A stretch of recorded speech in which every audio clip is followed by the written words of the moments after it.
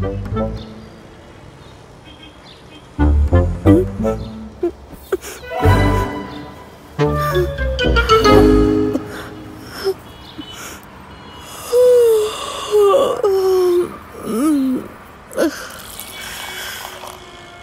నాన్నకు ఒకసారి on and of అయింది. ఏంటి?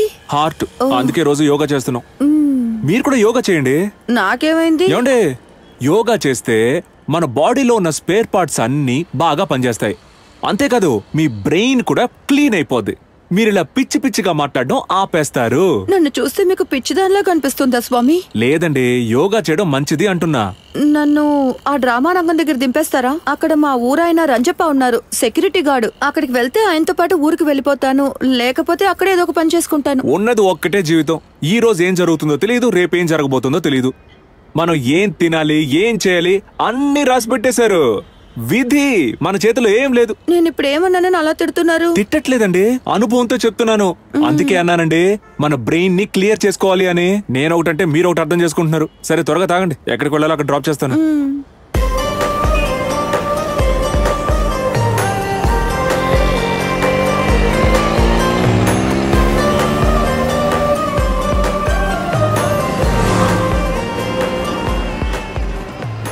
నా పేరు ఉషా. ఎన్నిసార్లు చెప్తారండి? చాలు, వదిలేయండి.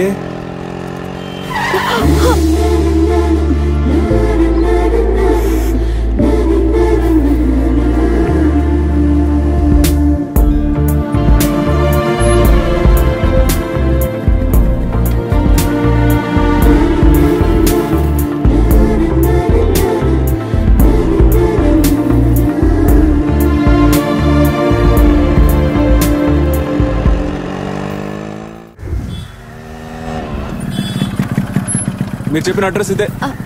థ్యాంక్ యూ, మీ సహాయం మర్చిపోను. ఒకసారి రండి రండి. ఏంటండి మీ ఫ్రెండ్ నన్ను చెప్ప మెసేజ్ చూస్తూ బిజీగా ఉన్నాడు.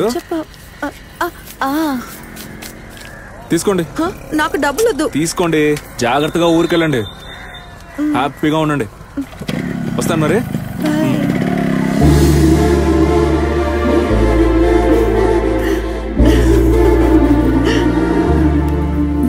ఇది ఎక్కడికి అది మీ ఫోన్. థ్యాంక్స్. ఎంతసేపు వెయిట్ చేస్తారు వాళ్ళు? నా పేరు ఉషా, మా ఊరు వైజాగ్ పక్కన పెందుర్తి. మా అమ్మ తమ్ముడు ఇంకా వాడి ఫ్రెండ్ నీలకంఠుడు. తీసుకో, తీసుకోవే, తినండి.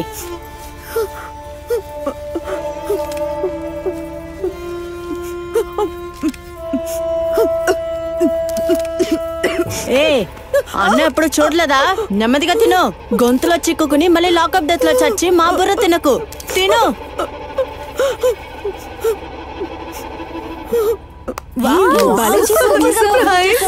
చూడమ్మాయి, భలే యాక్ట్రెస్. ఒకే రాత్రిలో ఇంత గొప్పగా ఎలా నటించగలిగావు? నిజం చెప్పు, నీకింత టాలెంట్ ఎలా వచ్చింది?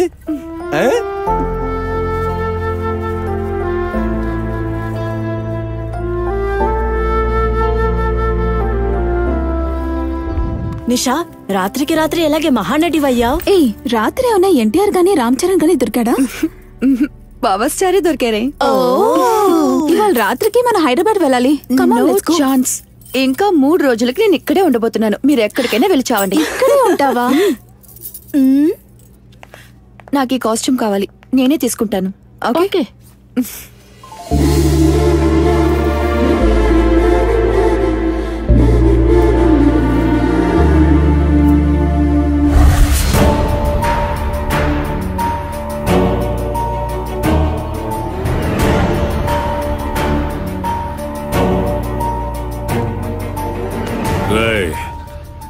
నీకేం తక్కువ చేసావని ఈ వెధవ పని చేసావు?